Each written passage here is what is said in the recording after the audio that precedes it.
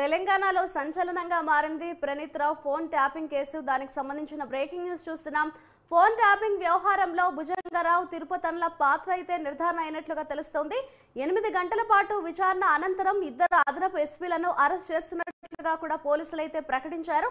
ఎన్నికల ముందు వరకు పొలిటికల్ ఇంటెలిజెన్స్ విభాగంలో భుజంగరావు ఉన్నారు. ఇక ఎస్ఐబిలో అదనపు ఎస్పీగా విధులు నిర్వహించారు తిరుపతన్న. ఓ మీడియా నిర్వాహకుడు శ్రవణ్ రావు సూచించిన ఫోన్ నెంబర్లనే ప్రణీత్ రావు ట్యాపింగ్ చేసినట్లుగా కూడా అధికారులు అయితే నిర్ధారించారు.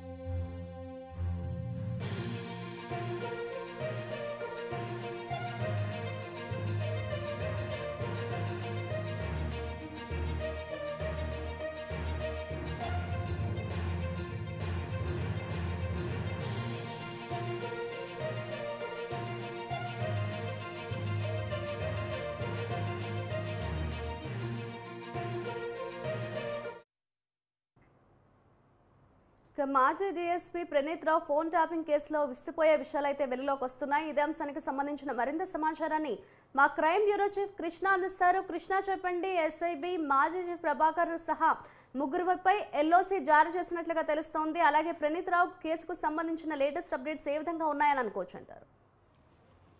మాధురి, ఏదైతే ఈ ఫోన్ ట్యాపింగ్ కేసు అంశానికి వ్యవహారానికి సంబంధించి ఈ ప్రణీత్ రావుని 7 రోజుల పాటు కస్టడీకి తీసుకొని పోలీసులు విచారణ చేశారు. బంజారాహిల్స్ పోలీస్ స్టేషన్ లో సాగిన ఈ విచారణలో అనేకమైన కీలకమైన విషయాలు అనేది ప్రణీత్ రావు వెల్లడించడం జరిగింది. అప్పట్లో ఉన్న ఎవరైతే ఇంటెలిజెన్స్ చీఫ్ గా ఉన్న ప్రభాకర్ రావు ఆదేశాలు, అలాగే ఓ మీడియా సంస్థ అధినేత శ్రవణ్ ఇచ్చిన ఫోన్ నంబర్ల వ్యవహారానికి సంబంధించి తాను ఈ ఫోన్ ట్యాపింగ్ పాల్పడ్డానని, అలాగే ఈ కేసులో అటు టాస్క్ ఫోర్స్ డీసీపీ రాధాకృష్ణతో పాటు ఈ అడిషనల్ ఎస్పీగా ఏదైతే భూపాలపల్లిలో పనిచేస్తున్న ప్రస్తుతం అడిషనల్ ఎస్పీగా ఉన్న భుజంగరావు, అలాగే సిటీ సెక్యూరిటీ వింగ్ లో ఉన్న అడిషనల్ డీసీపీ తిరుపతన్న, వీరందరూ కలిసి ఫోన్ ట్యాపింగ్ వ్యవహారంలో తనకు సహాయ సహకారాలు అందించారు.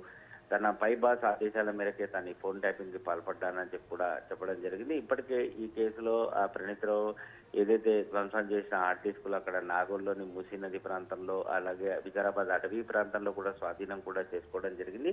ఈ కేసులో ఎస్ఐబిలో ప్రణీత్ రావుతో పనిచేసిన అధికారిని సిబ్బందులందరినీ కూడా ఒక్కొక్కరిని నోటీసులు ఇచ్చి పిలిపించిన పోలీసులు దాన్ని విచారణ చేపట్టిన అనంతరం నిన్న ఏదైతే విచారణకు వచ్చిన అటు భూపాలపల్లి అడిషనల్ ఎస్పీ భుజంగరావు, అలాగే సిటీ సెక్యూరిటీ వింగ్ లో ప్రస్తుతం అదనపు డీసీపీగా బాధ్యతలు నిర్వహిస్తున్న తిరుపతన్నని 8 గంటల పాటు విచారణ చేపట్టారు. విచారణ చేపట్టిన అనంతరం వారిద్దరిని కూడా అరెస్ట్ చేసినట్లు గత రాత్రి పోలీసులు ప్రకటించడం కూడా జరిగింది. అలాగే ఈ పోలీస్ బాస్లు ఎవరైతే ఉన్నారో వారందరి ఇళ్లలో కూడా నిన్న ఉదయం నుంచి రాత్రి వరకు సోదాలు నిర్వహించారు. శ్రవణ్ ఇంట్లో పోలీసులు సోదాలు చేస్తున్న క్రమంలో ఒక పవర్ ప్రాజెక్ట్ కంపెనీ వ్యవహారానికి సంబంధించిన పత్రాలతో పాటు కొన్ని రియల్ ఎస్టేట్ అధికారుల వ్యవహారానికి సంబంధించిన పత్రాలు కూడా అక్కడ దొరికాయి. ప్రస్తుతం అతను నైజీరియాకు పారిపోయినట్లుగా పోలీసులు అనుమానాలు చెప్తున్నారు. ఇక ప్రభాకర్ రావు లండన్ లో, టాస్క్ ఫోర్స్ మాజీ డీసీపీ రాధాకృష్ణ సింగపూర్ లో ఉన్నట్లు పోలీసులు అనుమానం వ్యక్తమవుతున్నాయి. ఈ శ్రవణ్ ఇంట్లోనే పోలీసులు కొన్ని హార్డ్ డిస్క్లను కూడా స్వాధీనం చేసుకున్నట్లుగా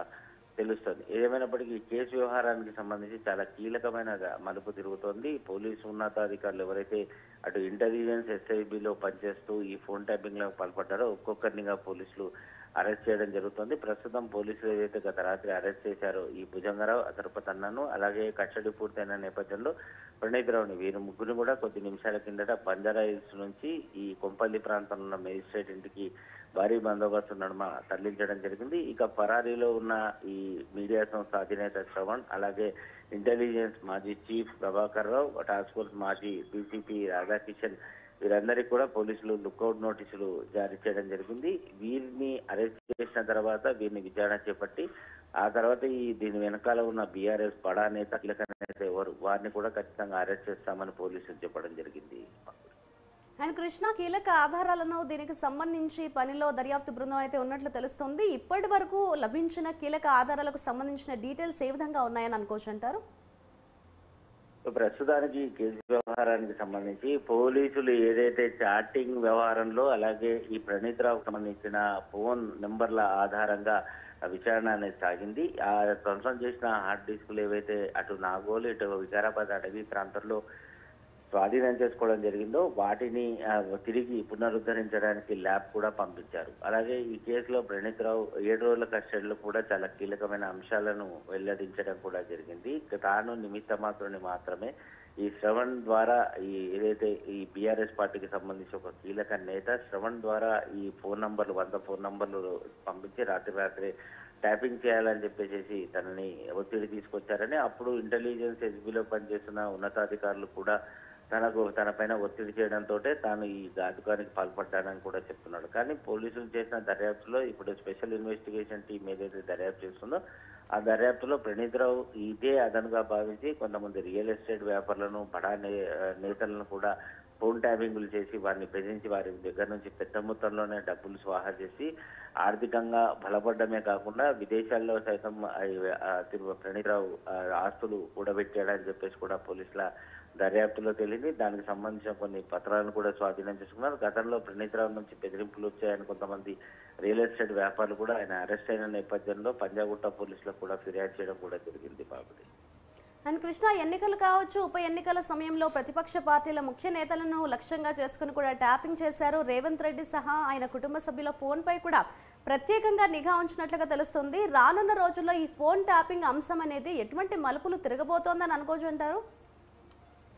మాధురి, ఈ ఫోన్ ట్యాపింగ్ వ్యవహారానికి సంబంధించి ఖచ్చితంగా దీని వెనకాల ఉన్న అప్పటి ప్రభుత్వ పెద్దలు, పార్టీ పెద్దలు ఎవరున్నారో వారు కూడా ఖచ్చితంగా అరెస్ట్ కావాల్సిందే.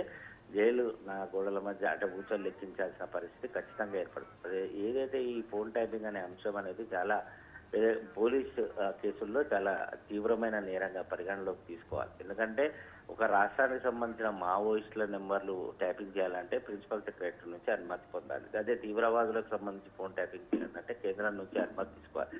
ఇలాంటి 100 నెంబర్లు అంటే ఇటు రేవంత్ రెడ్డి కానీ, ఆ ప్రతిపక్ష నేతలు కానీ, రేవంత్ రెడ్డి కుటుంబ సభ్యులు, బంధువులు, చివరికి ఆయన పిల్లల నెంబర్లను కూడా వీటిని ఉగ్రవాదులు అంటే తీవ్రవాదులు, మావోయిస్టుల ఫోన్లతో జత కలిపి ఎలాంటి అనుమతులు లేకుండా ఇష్టానుసారంగా ట్యాపింగ్ చేసి ఆ తర్వాత ఎన్నికల్లో వారిని దెబ్బతీయాలని ఒక పెద్ద ఎత్తున కుట్ర జరిగింది.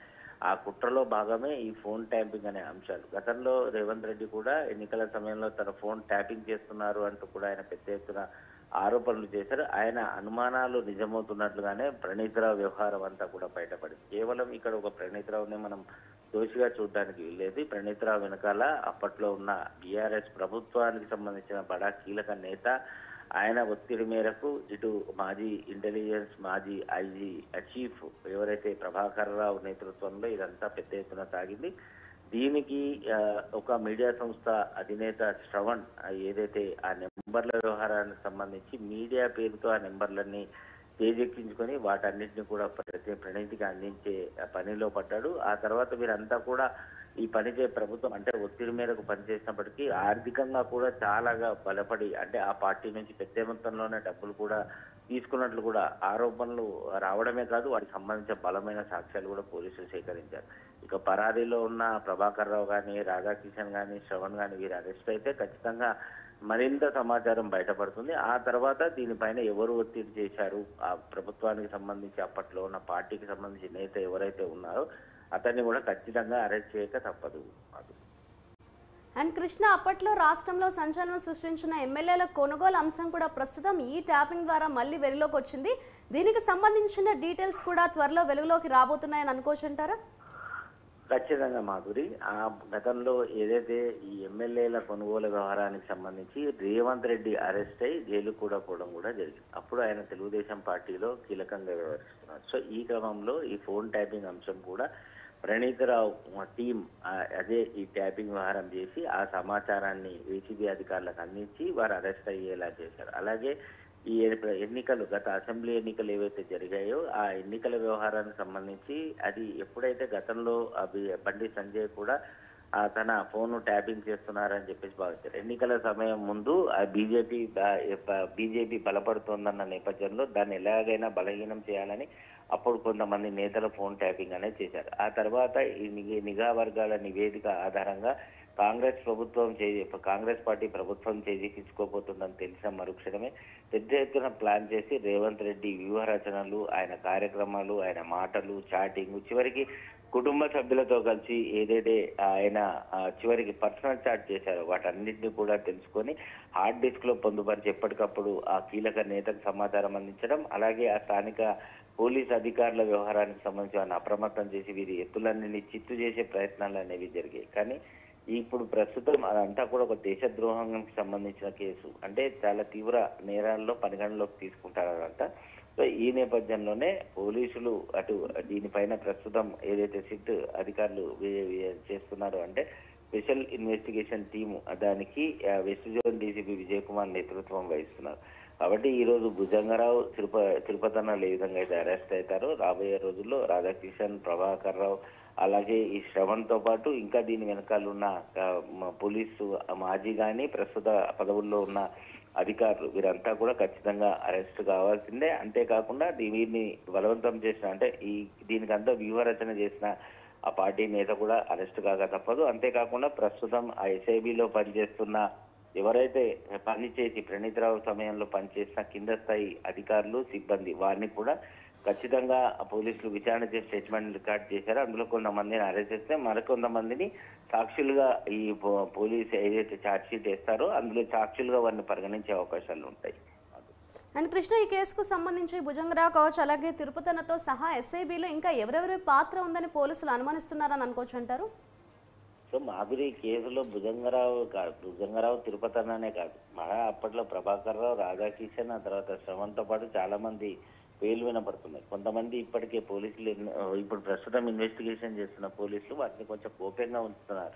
ఎప్పుడైతే ఈ విషయం బయటపడ్డదో అందులో పేర్లు బయటకు రాగానే అటు శ్రవణ్ కానీ, ఆ తర్వాత రాధాకిషన్ కానీ, ఆ తర్వాత ప్రభాకర్ రావు, వీళ్ళు ముగ్గురు కూడా విదేశాలకు పారిపోయారు. సో ఇప్పుడు వీళ్ళని లుకౌట్ నోటీసులు ఇవ్వడం జరిగింది. వీరు అరెస్ట్ కావడానికి చాలా సమయం పడుతుంది. సో ఈ సమయం పడిన క్రమంలో కేసు అనేది చాలా రోజులు పడుతుంది కాబట్టి అది వీగిపోయే అవకాశాలు ఉంటాయి. ఈ నేపథ్యంలోనే ఆరోపణలు ఎదుర్కొన్న నిందితులంతా కూడా విదేశాలకు పారిపోయే అవకాశాలు ఉన్నాయి. కాబట్టి కొంత గోప్యత పాటిస్తూ పోలీసులు విచారణ చేస్తున్నారు. ఇప్పుడు ప్రస్తుతం ఈ కస్టడీ పూర్తయిన ప్రణీతరావుని ప్రస్తుతం అరెస్ట్ చూపించిన భుజంగరావు, తిరుపతన్నలను కూడా మెజిస్ట్రేట్ ఎదుట హాజరుపరుస్తున్నారు. హాజరుపరిచిన తర్వాత వారు ఖచ్చితంగా వీరిని ఇద్దరిని కూడా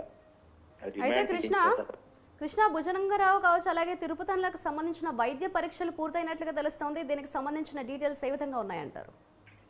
ప్రస్తుతం భుజంగరావు, తిరుపతన్నకు వైద్య పరీక్షలు పూర్తయినాయి. వారిని నేరుగా మెజిస్ట్రేట్ ఇంటికి, కుంపల్లిలో ఉన్న మెజిస్ట్రేట్ ఇంటికి తరలిస్తారు. ఆ తరలించిన తర్వాత వారిని రిమాండ్కి అనేది తరలించడం జరుగుతుంది. రిమాండ్ అయిన తర్వాత వీరిద్దరిని కూడా భుజంగరావు, ఇప్పుడు ప్రణీతరావు ఏదైతే కస్టడీ 7 రోజులు పూర్తయిందో మరో 2 రోజుల పాటు కస్టడీతో పాటు వీళ్ళు భుజంగరావు, ఆ తర్వాత తిరుపతన్నలు కూడా వారం రోజుల పాటు కస్టడీ కోరేందుకు అధికారులు రెడీ అయినారు. ఆ మెజిస్ట్రేట్ ఎదుట వారిని కస్టడీకి ఇవ్వాలని కోరడం జరుగుతుంది. Right, thank you Krishna.